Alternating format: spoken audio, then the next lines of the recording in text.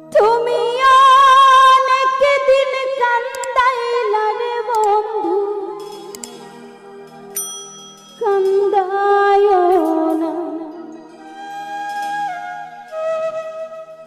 বেশি, আর আল্লাহই করবে তোমার বিচার।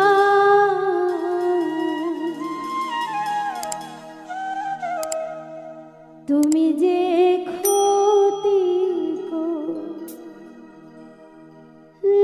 আমার আল্লাহই করবে তোমার বিচার।